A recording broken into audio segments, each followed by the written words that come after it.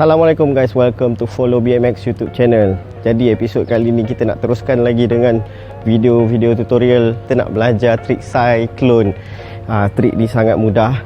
Dia sama lebih kurang dengan trik fire hydrant yang saya ajar sebelum ni, cuma kedudukan kaki yang berbeza. Dan kita nak perbetulkan cara land. Macam hari tu saya ajar land basikal tu letak atas lantai kan. Jadi kali ni kita nak buat basikal tu tak jejak dekat lantai pun. So dia akan dapat perfect markah. Dia nampak lagi kemas dan lebih cantik dan perfect marks. Okay, let's go. Sekarang kita nak buat cyclone ni. Okay, yang ni korang kena dah dapat lah yang pusing yang saya ajar itu, fire hydrant tu kan. Tapi kita nak buat benda yang sama, yang pusing, cuma kaki yang satu lagi. Hari tu saya ajar kaki kiri kat depan kan. Sekarang kita nak tukar kaki kanan dekat depan, okay, untuk pusing. So maksudnya posisi tu macam ni, macam ni. Tapi dia jalan ke belakang. Okay, first kali letak kaki kanan dekat depan, pusing. Yang ni kita kena balance. Jangan bagi jatuh. Okay, lepas dah balance, tukar tangan. Okay, bila kita dah pusing tu, kaki kiri kita dah kena standby untuk pergi ke pad belakang. So kadang-kadang kita tak sampai, untuk kaki kiri kita ni tak sampai dekat pad belakang. Jadi apa yang kita kena buat? Kita kena corner dalam lagi. Bila kita corner dalam lagi, InsyaAllah sampai.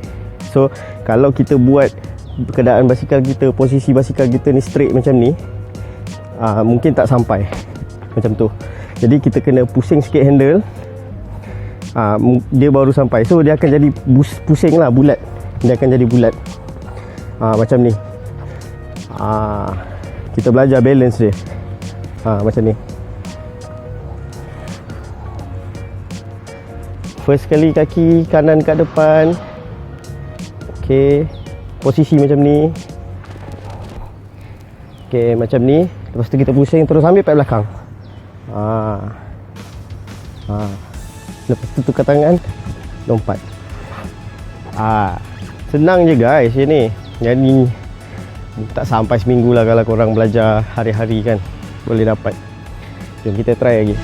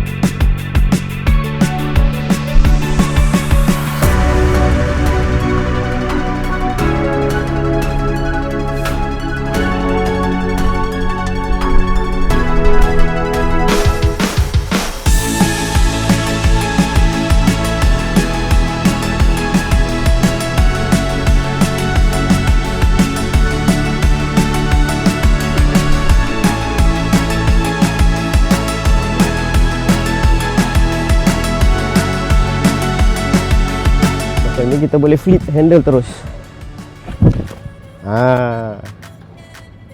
Korang just kena angkat handle, pusing. Apapun korang kena pastikan yang korang jaga keselamatan. Yang paling penting korang sebelum ride tu kena pakai kasut. Macam saya pakai kasut Makers. Sponsor bagi kasut, bagi baju. Kalau korang berminat, korang boleh beli dekat link dekat bawah ataupun kat mana-mana saya letak nanti. Jadi pastikan pakai kasut sebelum ride main BMX. Kita pun tak nak lah apa kecelakaan yang berlaku kan. Selamat mencuba dan jangan putus asa. Tunggu video tutorial trik akan datang. Okay, terima kasih kerana menonton dan jangan lupa share, like, subscribe yang belum subscribe. Thank you support saya. Thank you so much. Bye, kita jumpa lagi episod akan datang. Bye, Assalamualaikum.